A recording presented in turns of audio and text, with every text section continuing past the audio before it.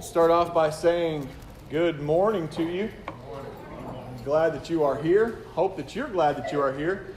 Lord willing, we'll continue to have a blessed day. We are set for that to be the case.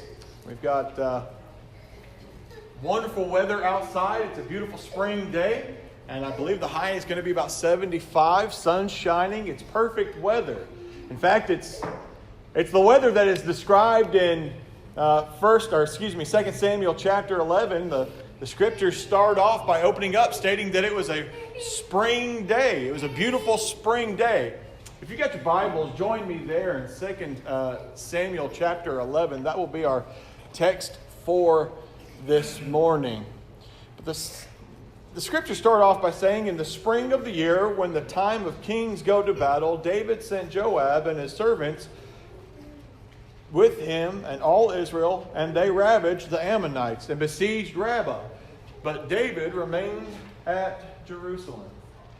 Now the setting there is that, if you recall in your mind, I'm sure you're familiar with it, but this is when David commits his sin with Bathsheba. And oftentimes that's the way that we describe it, don't we?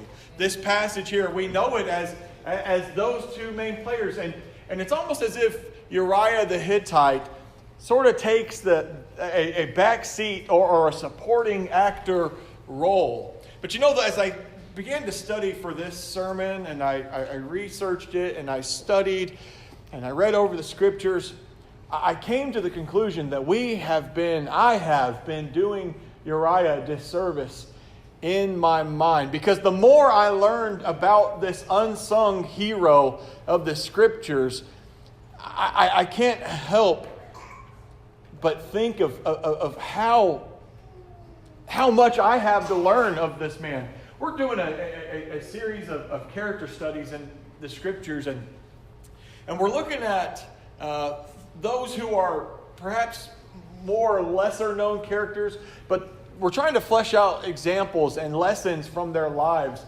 And to me, that has been so beneficial to me as far as Uriah the Hittite. Just his name alone tells us a lot about the man. And I think it's important in order to get some background, so that way we can understand the full picture of what we're about to study of this man. The name Uriah the Hittite tells us a couple of things about the man. First of all, when you go and you translate the name Uriah, you know what that means? It literally translates as Jehovah is my light. Jehovah is my light. But that's an interesting statement coming from a man who is described as the Hittite. Because we know that Jehovah is the God of whom? The Hebrew people. But here is a Hittite. This is a man who had converted over. The Hittite. He was born a Hittite. But notice this. Uriah the Hittite, and we also know him as what? One of David's mighty men. Who were the mighty men in scriptures? If you go to 2 Samuel, I believe it's chapter 23, you'll find each of the 37 mighty men listed, and each one of them being described. When you get to verse number, I believe, 39, we'll get to a slide there, but you'll find the final entry being Uriah the Hittite. How important is proximity in our society today? Proximity to power, that is. How important is it today? If you were to go to a luncheon or to a function, and they say to you, I want you to come and sit here at the main table, that's a pretty big honor in our culture today, isn't it? But that's not something that's new to us. David was the king, but Uriah is described as being a mighty man. And he's actually described as one who lived close enough to David that he could see Uriah's house from the palace. Proximity meant something back then. And Uriah was a man who was a powerful man. He had some sway in the kingdom. As a matter of fact, so much so that whenever David would look out and see Bathsheba, and he would ask, who is that woman? The servant responded as how? Is that not Bathsheba, the daughter of so-and-so, the wife of your servant, Uriah? He tells him this is an important man. But you know, there's something else that I figure we need to understand as far as by way of introduction. I'm going to ask you a question. And it ties into our lesson this morning that we had in Bible study. Does society or culture get to dictate what is and is not a sin? You see, we live in a time today where people will insist that, yes, by necessity, that culture or society get to determine what is and is not right or wrong. You know, when Jennifer and I first got married, we lived at the beach. We lived at the beach. And you know what you found? People walking around, doing their grocery shopping like they were at the beach. And I remember Garland Elkins coming to the church we attended, holding a gospel meeting. And during the question and answer period, someone asked him, Brother Elkins, is it wrong for people, being that we live here at the beach and the culture and the customs of being what it is it wrong for people to dress less modestly? Is modesty, in other words, is modesty something that is determined based on the culture and the traditions? And he said, no, that can't necessarily be the case. But you know, we live in a world today where people will tell you that yes, culture and society gets to dictate what is and is not a sin. But you know, it's one thing to say that, but can we prove it? I believe that's one of the things that we're going to have to examine. We're going to have to answer in the study of Uriah the Hittite. But you know, we need to understand a little bit about our culture and our society versus that of the Hebrew people. You know, we live in a society today that tells us that it's important. If I'm being a good father, then I teach my sons, according to being an American father, that I teach my son, you need to stand out from the crowd. I teach him things like, take the road less traveled, and you need to blaze your own path. And then this one, and we talked about this statement a couple of sermons ago, but we teach our children to do what? Follow your own heart. That's something that's a Western philosophy. Those are Western philosophies. But then you've got the philosophy of the community. And we as Americans, we're very individualized and we're very rugged and we're very self-sufficient. But then you get to the community where David and Uriah, where they lived and they operated. And it was important then that according to the culture that you lived in harmony with other people, and that you didn't go against the grain, but you would blend in, and that you wouldn't create waves, and you would be wise if you listened to what the group is saying. And there's a saying that's an ancient culture. It said, "It is the tall poppy that gets cut down first." In other words, don't stand out. So there's this little bit of a difference between our culture and the culture of what David and Uriah the Hittite, the way that they operated. But what I want to do is I want to go to the scriptures, and I want to see the fact that Uriah was a man that the scriptures gives honor to. Honor and praise and glory to. Notice this. Uriah was described as a mighty man of David. And as I said in my introduction, there were only 37 of those men. There weren't like thousands of them. I believe I read towards the end of 2017 that there were over 10,000 Navy SEALs operating on active duty today. The number is actually classified, but that's an estimated number. I don't know the actual number, but that's according to a government estimate, government watchdog estimate. 10,000. When I think of Navy SEAL, I think of the cream of the crop. I think of the top soldiers that America has. But there's 10,000 of them. That number has grown, and it's actually multiplied since 2001, and I'm sure that will continue. But there were only 37 mighty men of David. Let's go to the scriptures and see what it says. Notice the 2 Samuel chapter 11, verses 3 and 4 says, "It happened late one afternoon when David arose from his couch and was walking on the roof of the king's house, that he saw from the roof a woman bathing, and the woman was very beautiful. And David sent and inquired about the woman. And one said, 'Is not this Bathsheba, the daughter of Eliam, the wife of Uriah the Hittite?'" And you go just a few chapters over, you're still in the same book, in chapter 23, verses 3, and then verse 39, it says, these are the names of the mighty men of whom David had. And the last one, by the way, I don't think it's a coincidence that it's the last one that's mentioned. It says, Uriah the Hittite, there were 37 in all. And while you're there in 2 Samuel chapter 23, read the scriptures of what some of those mighty men had done. One man is described as killing over 800 men by his own hand. So when we're talking about, listen, that would be something even by today's standards. But to be a man with a sword and a spear, and that being it, and being able to slay 800 men, that's something. That's a soldier and a half. So when we say that Uriah the Hittite was a mighty man of David, we're not talking about, well, he was a pretty good rock thrower. Incidentally, this would have been someone who, chances are, would have stayed with David throughout his battles with Saul and his going back and forth across borders and whatnot. But being a mighty man of David meant that he would have had a position of honor and prevalence in the culture, in the society. Notice this, the scriptures say that David was out walking. He rose from his couch and he went on a walk on the roof of the king's house. He's on the palace, roof of the palace. And from the roof he sees a woman bathing. What would that look like? What does your mental image look like? Imagine this. This is about as close of a picture as I could get to give you a mind's eye of what this would look like. But imagine that you're on the palace. She would have lived closer than these houses here.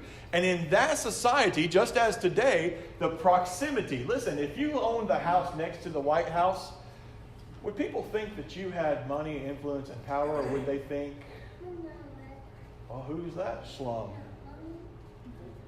It's no different here. She lived close enough that David could see, and it describes the what? As being the late afternoon.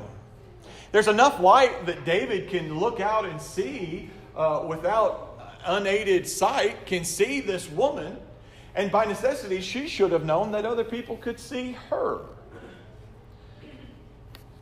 But we need to examine the story here for just a minute. We need to, with this picture in our mind. And when I've preached on this before, I've talked about the fact that David going out there and walking and looking upon Bathsheba was a problem. But it wasn't an overcomable problem. He could have responded appropriately, couldn't he? He could have done something else. He could have gone and wrote another psalm. But he chose not to. Instead, the problem begins before David even walked out on that patio or that balcony or that roof that night. You see, the scriptures begin to tell us something important. David was not where he was supposed to be that day. Notice this, verse number 1 tells us that it was the spring of the year, a day much like today, but it says that this was the time of year when kings went out to battle. There's one group of people that is really left to conquer, and that's the Ammonites. And it says that the Ammonites were being ravaged, and David sent out Joab in his place. Notice that. The scriptures are clear in verse number 1 that the kings went out to battle. But yet we read of a king who's out walking on his roof and instead sent someone in his place. David is not where he's supposed to be. Notice how that happens. Isn't that exactly how our problems compound in our lives today? The problem, the sin, is not at the culmination of the sin, but you can trace it back to where you weren't where you were supposed to be, maybe. You can always trace sin back. If I had not done this, but if I had not done that, that wouldn't have led to that, and that wouldn't have led to this. But notice this, David was not where he was supposed to be. David sent Joab and his servants with him, and who? And all Israel, but yet not the king? David, why aren't you where you're supposed to be? Then let's go to verse number 2 and 2 through 4. It happened late one afternoon. David arose from his couch and was walking on the roof of the king's house. That's not a problem, is it? That's not a problem. That he saw from the roof a woman bathing, and the woman was very beautiful. And David sent and inquired about the woman. David is not where he's supposed to be physically. Neither is he now, according to this part here. And the woman was very beautiful, and David sent and inquired about the woman. Now David is not where he's supposed to be mentally either. I submit to you, David wasn't where he was supposed to be when he decided, they're pretty much whooped. I'll send Joab and I'll just hang out here at the palace. The mentality started before the action. But notice this, David sent and inquired about the woman. And one said, notice this. How does the servant respond to David's inquiry? Does he make a definitive statement or does he ask a question? He asks a question. You know why? Because in the society that they were in, it was wrong for him to correct a king. You did not correct Mediterranean kings. They were the top of society. So when he says, who is that? Now this servant has to find a way to give David the information that David doesn't know, but still give David a chance or make it save face so David can look like he knows what's going on. Who is that woman? Isn't that old so-and-so's daughter? That looks like that Bathsheba, but King, is that her? David goes, yeah, that's her. Seeing if you knew.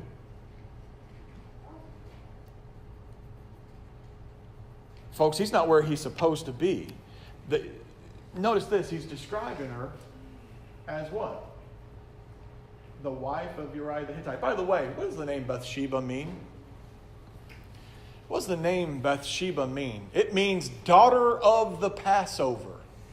Now, that means something, okay? Because that is so important. Remember that Uriah the Hittite was a man who was a transplant from another culture. He did not grow up as a Hebrew boy. He didn't know about Jehovah in the beginning part of his life. But he, attaching himself to David and becoming a convert to Judaism, because his name means what? Jehovah is my light. He wasn't born with that name. That's a name that he received at his conversion to Judaism. Jehovah is my light. And he marries a woman named daughter of the Sabbath, daughter of God's rest. What's in a name? What's in a name? It means something. That's why you don't name your daughter Jezebel.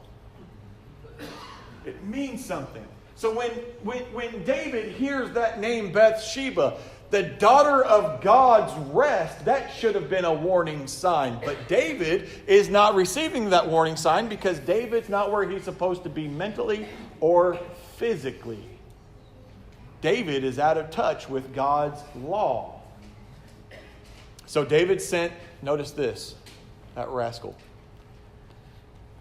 So David sent messengers and took her, and she came to him, and he laid with her. David is not where he is supposed to be. But you know what the problem is? The problem is that according to the laws of the land and the culture of the day, David has not done a single thing wrong yet. He's the king. He is the king. And if he wants to have 700 concubines, he has every right to 700 concubines. The law of the land of the day dictated that if David wanted to have Bathsheba, then all he needed to do was simply pay Uriah the Hittite for her. I want your wife. I'm the king. I get to have her. I am the law of the land. That's what the culture said at the time. That's what That's what society had dictated. But you know what the problem is? Is that now we're compounding the problem because now Uriah is not where Uriah is supposed to be. Not by any fault of his own, but because of David. But notice this, Uriah is not a messenger, is he? Uriah is not a gopher. He is described as being a mighty man of David. He is a warrior. He belongs on the battlefield. He's one of the top 37 warriors that Israel had ever seen. So when David calls out and says, send for Uriah the Hittite, and he calls him forward, he tells him, come back. Notice this. Let's tie some thoughts together. Let's go back here. In this account here, is David hiding his sins? When you read here, verses 2 through 4, does David seem to be hiding his sins? Notice he says, David asked and inquired about the woman. He's asking servants in the palace, who is that woman? And when they gave an answer, he said, good. He sent messengers, go get her for me. And everybody knew about the sin that David had committed with Bathsheba. Now there becomes a problem because it says that Bathsheba sent word that she is now with child. Uriah the Hittite's out at war. There's no way it could be his. David says, we've got a problem here. I'm not willing to pay for this woman. I sent her back home. But I've got to save face. Uriah, I need you to come back home. Problem is, Uriah is not a messenger. He is a soldier. He belongs on the battlefield, not giving reports about the battlefield. By the way, that's jumping command, isn't it? You want to see somebody get upset? Jump command. Jump rank. Kids, go tell daddy, go tell mama, daddy's acting up. Go tell daddy mama's acting up. We had a rule in our house growing up. If mama said no, that meant daddy said no. If daddy said no, don't go and ask mama. Don't pit mama against daddy. That was a big no-no. In my police work, you didn't jump rank. You didn't supersede your sergeant and go straight to the chief.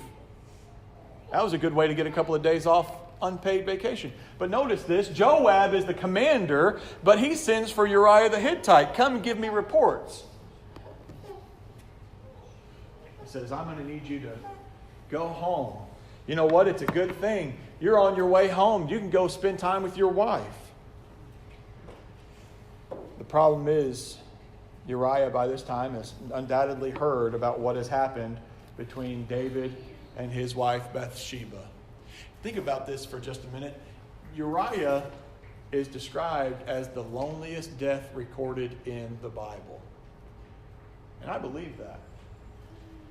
Because by the time we get through the scriptures here, you know what we find? We find a man who left his home country and came attached himself to another country. And attached himself to a king, and attached himself to a wife, and attached himself to soldiers. And by the time we get to Uriah's death, he's lost his home country. He's lost his adopted country. He has lost his wife. He has lost his king. But the one thing he did not lose was his faithfulness. I read in a book somewhere called the Bible where we are told to quit ye like men. I also read in those same scriptures that said that if you live faithfully, I will give you a what? A crown of righteousness. Revelation 2:10. You know, Uriah the Hittite did exactly that long before those words were ever penned by John on the island of Patmos. You think for 1 minute that as he's on his way back home and he is passing by those messengers from the palace bringing goods to the battlefront. You think for 1 minute he didn't hear the rumors about what it was that David had just done with his wife? You think he didn't hear about the woman's belly swelling up, that she was now carrying a child that couldn't possibly be his because he's on the battlefront? And what we see is David trying to convince him to go home. And notice this. Look at verses 6 and forward. So David sent word to Joab, send me Uriah the Hittite. And Joab sent Uriah to David. And when Uriah came to him, David asked how Joab was doing and how the other people were doing and how the war was going. Then David said to Uriah, notice this, go down to your house and wash your feet. And Uriah went out of the king's house, and there followed him a present from the king. But Uriah slept at the door of the king's house with all the servants of his lord, and did not go down to his house. Why didn't he go down to his house? Speculations chapter 2 in my book tells me because he knew what David had done. And he's holding David's feet to the flames now. You've sinned against me. You've sinned against my wife. You've sinned against the commandments of our God together, who said, one man, one woman for life. Do not go past those boundaries. But David, you, thinking you could, you have violated my marriage constraints. You violated our friendship. He's not going to go. Notice this. It says that he, in verse number 9, but Uriah slept at the door of the king's house with all the servants of his lord, and did not go down to his house. Those same servants who were sent to go fetch the woman, the same servants that had to answer, the same servants who knew that David had done what he had done with this Bathsheba. And when they told David, Uriah did not go down to his house, David said to Uriah, have you not come from a journey? You know, that's a veiled threat. He's saying, haven't you come a great distance? Don't you want to go to your house? In other words, he's saying, don't you want to help me as the king save face? Don't you need to do what I, your king, have told you to do? But Uriah is operating by a different code, a different moral principle. And notice what he says. The ark and Israel and Judah dwell in booths, and my lord Joab and the servants of my lord are camping in an open field. In other words, King, everyone is where they're supposed to be but you. Everyone is where they're supposed to be. Even God himself, represented by the Ark of the Covenant, is where they're supposed to be. But David, you are not. Not in any shape, form, or fashion. No, I'm not going to my home. No, I'm not bailing you out of this one. You've got to take responsibility. I will not go home. Everyone is where they're supposed to be but you.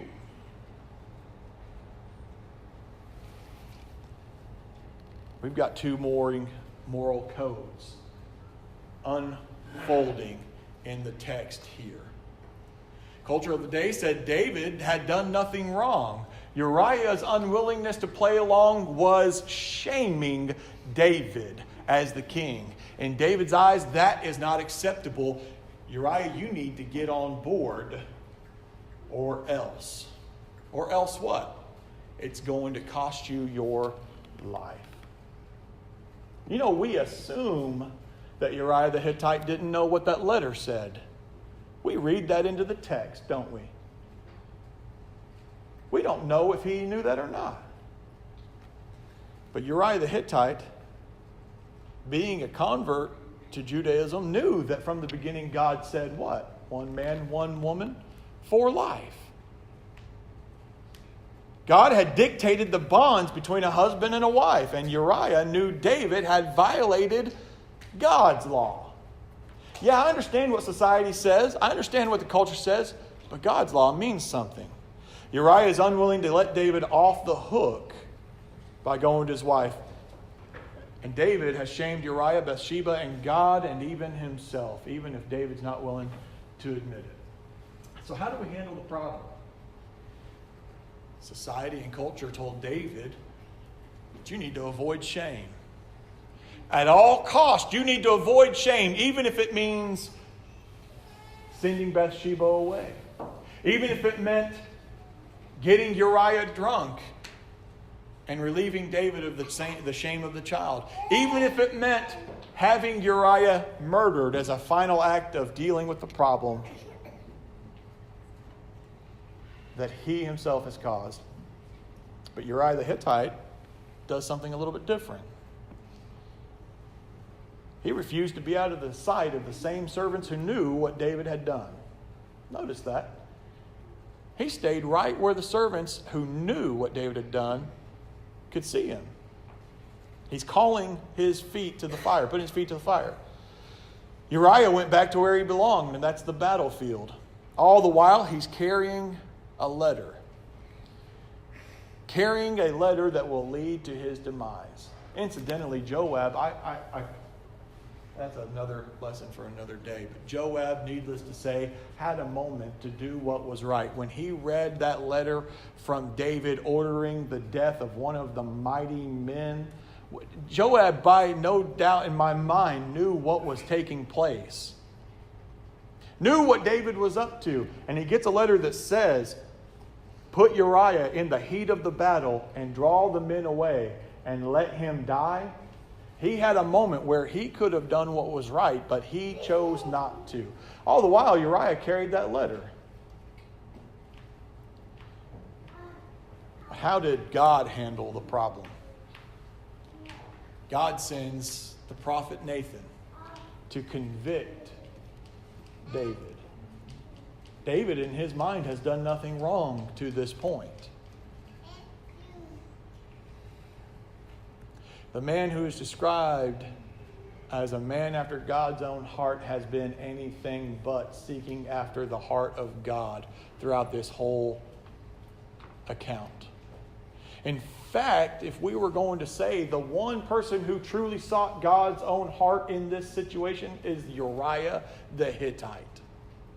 A man who oftentimes takes a supporting actor role when we study and teach this lesson. And my heart breaks for him. I pray that one day, when the judgment day comes and we're all in heaven together, that Uriah the Hittite gets a hug and an apology from David. I know that sounds silly. It sounds kindergarten. But if anyone deserves it, it's him. Imagine that for just a minute. You're a convert to a foreign nation. You're a convert to a foreign God. You're a convert to a woman who was your world. She is described as the daughter of God's rest. All the while you die alone. Why? Well, because society and culture at the time said that that was okay. So let's ask this question one more time. Does society and culture get to dictate what is and is not sin? No, it does not. We talked about it this morning. There is a group of people who do not want to be told that there is such a thing as sin. But folks, that's our biggest problem today. We've got a sin problem because culture and society says something like sin does not exist. Each man has become his own king, and they can do whatever they like. They can decide to take what they want, and they can dismiss people as they want. And if it means killing another human being, then they can do that. Just don't tell them they are wrong. But folks, we see that that is not the case. How do we handle the sin problems? We've got to go back to God.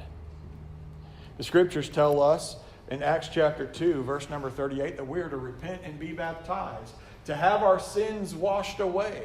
And then we've got to go on and live faithfully for Him. You know, that's just step one, having our sins washed away. That's step one of a lifetime of faithfulness to God. Where are you at in your journey? Who is your ultimate guide? Who has been your ultimate guide? Has it been God, like Uriah the Hittite, or has it been society, like David up to this point? Do you need to come back home? How much heartache and pain can you avoid in the future if you will just learn and obey God's principles starting today? I want you to know a couple of things. I want you to know that we love you. I want you to know that the Lord loves you. But I want to know, do you love yourself enough to come to Him in baptism today? The water's ready and the Lord's ready. The question is, are you? If the answer is yes, then won't you let it be known while we stand and sing?